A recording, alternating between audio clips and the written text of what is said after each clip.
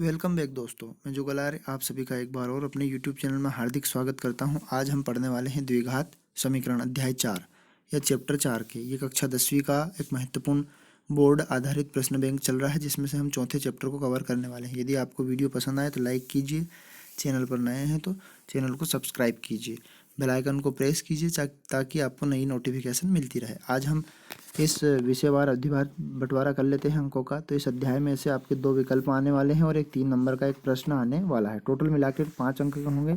इस विकल्प में मतलब जोड़ी, खालिस्तान, एक शब्द में उत्तर कुछ भी आ सकता है, लेकिन हम आपको बना के दे रहे हैं और आप इनको ध्यान से समझें और दोस्तों के साथ शेयर करें। तो पहला विकल्प हम देखते हैं, यदि द्विघात समीकरण ए एक्स का स्क्वायर प्लस बी एक्स के मूल समान होने पर विविधकर का मान क्या होता है। देखो, मूल समान होने की 3 कंडीशनें होती हैं। मूल समान होने की तो एक ही कंडीशन होती है कि डी का मान हमारा 0 आ जाए, तब मूल समान होंगे। इसकी 3 कंडीशन, यदि डी का मान बड़ा है 0 से और डी का मान छोटा है 0 से, यानी कि डी का मान जब बराबर होगा तो मूल वास्तविक और समान होंगे, और डी का मान यदि प्लस का आएगा तो मूल वास्तविक और असमान होंगे, और डी का मान यदि माइनस का आएगा तो मूल वास्तविक और मूल काल्पनिक या मूल वास्तविक नहीं और असमान होंगे। ये कंडीशन रहेगी। तो इसका पहला वाला ऑप्शन ए सही रहेगा। अब अगला देखते हैं, x square plus x minus 1 बराबर 0 के मूलों की प्रकृति बताइए। तो कैसी प्रकृति होती है, तो इसको हमें विविध करके सूत्र से निकालना पड़ेगा। तो डी बराबर बी स्क्वायर माइनस का 4ac। अब बी का मान यहाँ पर क्या है, तो बी का मान आपका 1 है, तो 1 का हम स्क्वायर कर देंगे, और यहाँ पर 4, और ए का मान आपका 1 है, और सी का मान आपका माइनस का 1 है। ये क्योंकि पहले इसके एक्स स्क्वायर का गुणांक हम ए, ये फिर बी और ये सी, तो 1 का वर्ग 1 ही होता है। माइनस माइनस प्लस हो जाएंगे, तो 4 एकम 4, 4 और 1 मिला के 5, यानी कि ये डी का मान आया आपका पॉजिटिव, यानी कि डी का मान बड़ा है 0 से, और डी का मान बड़ा होता है 0 से तो मूल कैसे होते हैं, वास्तविक और असमान मूल होते हैं। तो इसका पहला वाला ऑप्शन आपका वास्तविक और समान पहले में दिया है, दूसरे में वास्तविक और भिन्न दिया है, और तीसरे में वास्तविक मूल, तो इसका बी वाला ऑप्शन रहेगा भिन्न।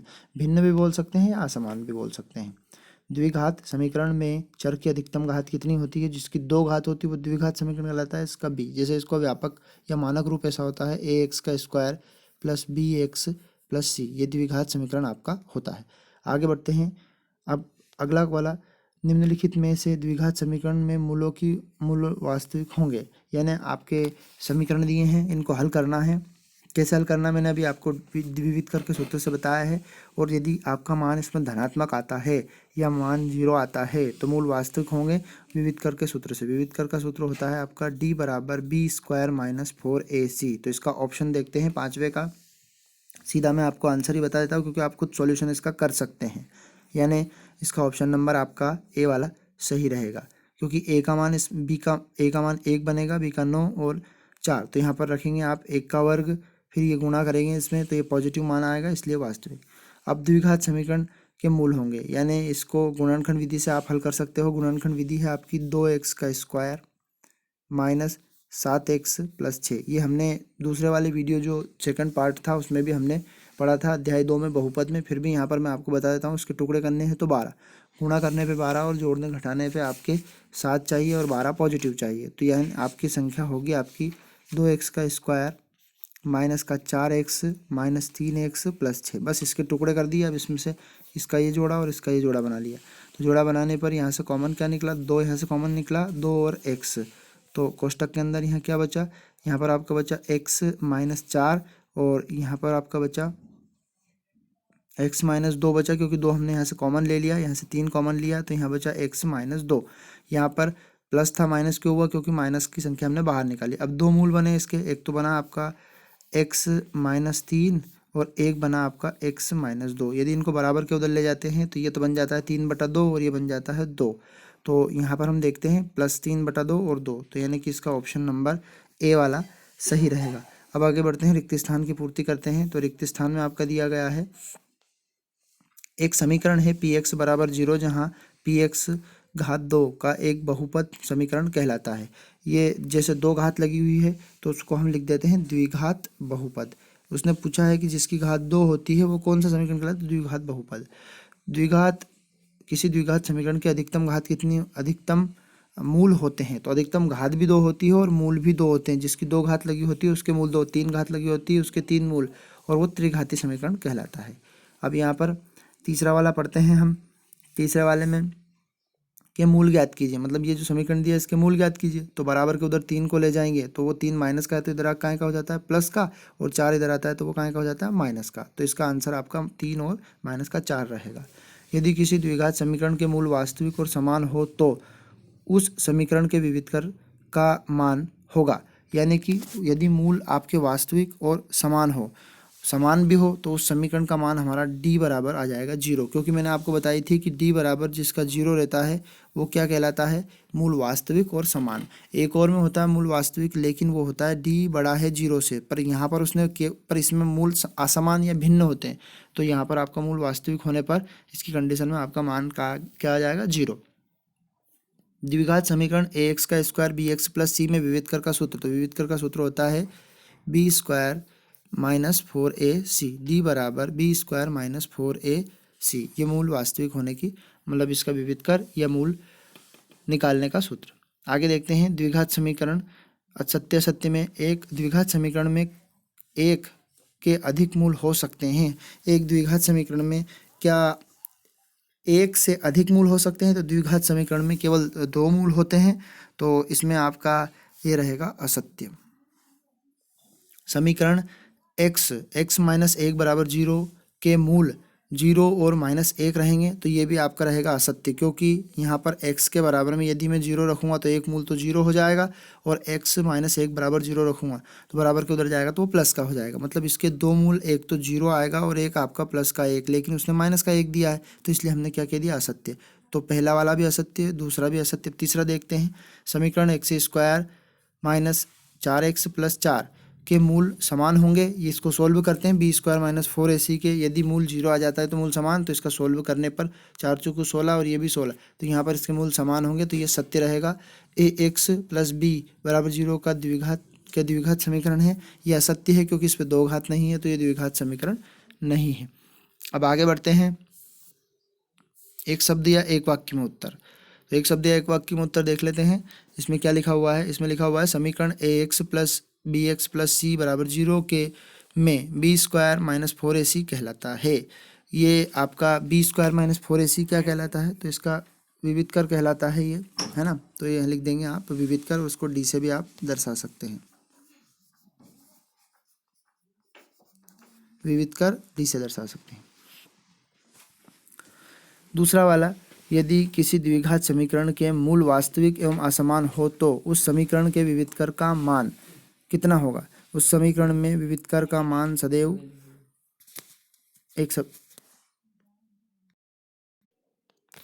अब देखते हैं दूसरा वाला, एक शब्द में उत्तर। यदि किसी द्विघात समीकरण के मूल वास्तविक एवं असमान हो तो उस समीकरण का विविधकर का मान कैसा होता है? मूल वास्तविक और असमान असमान हो तो उस समीकरण में विविधकर का मान आपका d बराबर, d बड़ा है यानी कि पॉजिटिव मान आता है उसका, d बड़ा है 0 के। क्या कंडीशन बोल रहा है? यदि द्विघात समीकरण के मूल वास्तविक और समान हो, मूल वास्तविक और समान हो, तो माफ करना इसमें समान शब्द लगाया है मैंने, असमान पढ़ दिया था। समान हो तो इसमें d बराबर 0 यानी इसका मान 0 आएगा। अगला वाला देखते हैं, यदि द्विघात समीकरण के विविधकर का मान ऋणात्मक हो तो उस समीकरण की प्रकृति कैसी होगी? तो मूलों की प्रकृति पूछी है इसमें, तो उस मूलों की प्रकृति, इसकी मूलों की प्रकृति वास्तविक नहीं होगी। उसकी मूलों की प्रकृति वास्तविक नहीं है, या नहीं होगी या काल्पनिक होगी। यदि चौथा वाला देखते हैं, यदि द्विघात समीकरण में विविधकर का मान धनात्मक हो तो उस समीकरण के मूलों की प्रकृति कैसी होगी? मूलों की प्रकृति मूल वास्तविक होंगे। इसमें मूल आपके वास्तविक और असमान होंगे, आप लिख लेना मूल वास्तविक और असमान होंगे। अब पांचवा वाला प्रश्न पढ़ते हैं, जांच कीजिए कि समीकरण x घात 3 माइनस 4x घात 2 माइनस x प्लस 1 बराबर x माइनस 2 की घात 3 द्विघात समीकरण है। तो देखने पर यहाँ लग रहा है कि द्विघात समीकरण नहीं है। क्यों? क्योंकि इसकी घात 3 है, किंतु हम जब इसको सॉल्व करेंगे a माइनस बी का होल क्यूब को, तो जब क्यूब खोलेंगे तो यहाँ पर क्यूब, ये क्यूब से क्यूब कैंसिल हो जाएगा और आपका वर्ग बचेगा, तो यहाँ पर द्विघात समीकरण है। तो यहाँ लिखेंगे हाँ है, यहाँ मूल द्विघात समीकरण है। इसका आंसर आपका ये रहेगा। अब छठा वाला देखते हैं, इसमें भी ऐसी की ऐसी जांच करनी है, तो इसको भी मैं आपको बता देता हूँ कि जांच कीजिए कि समीकरण 2x माइनस 3 और यहाँ पर x ये आपका एक द्विघात समीकरण है या नहीं है। तो ये भी द्विघात समीकरण है, क्योंकि जब इनका आपस में गुणा किया जाएगा मल्टीप्लाई, तो मल्टीप्लाई करने पर यहाँ पर हम देखते हैं इसका x का 2x में गुणा होगा तो 2x का स्क्वायर होगा, और यहाँ पर x का x में गुणा होगा तो यहाँ पर उधर जाएगा बराबर के, तो ये माइनस का, तो यहाँ पर हम कह सकते हैं दो में से ये x स्क्वायर यहाँ पर बचेगा, और जिसकी घात 2 होती है वो द्विघात समीकरण होता है। तो यहाँ भी एक द्विघात समीकरण है। अगला वाला देखते हैं, जांच कीजिए कि समीकरण x प्लस 2 की घात 3 बराबर 2x की घात 3, यानी कि इसका होल क्यूब का सूत्र आप सभी को आना चाहिए, फिर भी मैं बता देता हूँ, a का क्यूब। तो ये हो जाएगा आपका a का क्यूब प्लस b का क्यूब प्लस 3a का वर्ग b प्लस 3ab का वर्ग। यहाँ पर क्यूब आएगा आपका कितना, x का क्यूब, ये आपका x का क्यूब, और यहाँ पर इस साइड में आएगा आपका माइनस 2x का क्यूब। जब इसमें से घटाया जाएगा तो माइनस 2x की घात कितनी, 3 बच जाएगी, और जब इसमें 3 घात बची तो ये त्रिघात समीकरण है, तो इसमें लिख देंगे कि ये द्विघात समीकरण नहीं है, ये नहीं है, और बाकी के ऊपर ऊपर के दोनों है जो कि हमने आपको सॉल्व करके बताया। अब हम देखते हैं कि निम्नलिखित स्थिति की गणना कीजिए, गणितीय रूप में व्यक्त कीजिए। यानी इसमें कहा गया है एक रेलगाड़ी 480 किलोमीटर की दूरी एक समान चाल से तय करती है। यदि उसकी चाल 8 किलोमीटर प्रति घंटे कम कर दी जाए तो उसी दूरी को तय करने में 3 घंटे अधिक समय लेती है। तो रेलगाड़ी की चाल बताइए। यानी इसको केवल आपको समीकरण के रूप में व्यक्त करना है, जो कि इस प्रकार से हम आपको बताते हैं। इसमें हम रेलगाड़ी की सामान्य चाल x मान लेते हैं, और हम जानते हैं चाल यानी कि चाल बराबर दूरी बटा समय, तो समय बराबर होता है आपका दूरी बटा चाल। तो यहाँ पर हमने सामान्य चाल x मानी, और दूरी हमारी 480 किलोमीटर की है ना।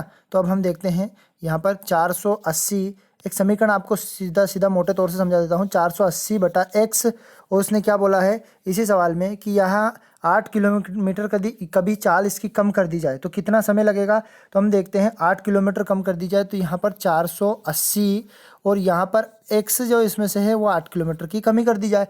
तो यहाँ तो हम 480 माइनस प्रश्न के अनुसार 480 माइनस के बटे में x माइनस 8 कर देंगे, और इसमें से 480 बटा x दोनों का एलसीएम लेंगे, और जब सोल्व करेंगे तो हमें समीकरण प्राप्त होगा। और उसी समीकरण को हम आपको लिख के मैं बता देता हूँ। इस प्रकार से समीकरण जैसा आप एलसीएम लोगे उसको सोल्व करोगे तो इसका समीकरण आपको प्राप्त होगा 3x का स्क्वायर आपका माइनस का 24x माइनस 3640। इस प्रकार से उसकी चाल इस समीकरण को संतुष्ट करती है, केवल इसमें समीकरण बनाने को बोला था। अब अगला वाला देखते हैं कि निम्नलिखित स्थिति में गणितीय रूप में व्यक्त कीजिए। दो क्रमागत धनात्मक पूर्णांक संख्याओं का गुणनफल 336 है, तो पूर्णांक ज्ञात कीजिए। दो क्रमागत धनात्मक पूर्णांक, तो पहली धनात्मक पूर्णांक संख्या हमने मान लो x मान ली, और दूसरी धनात्मक पूर्णांक संख्या x प्लस 1 मान ली, और दोनों का जो इनका गुणनफल है ये कितना है, 306 है आपका।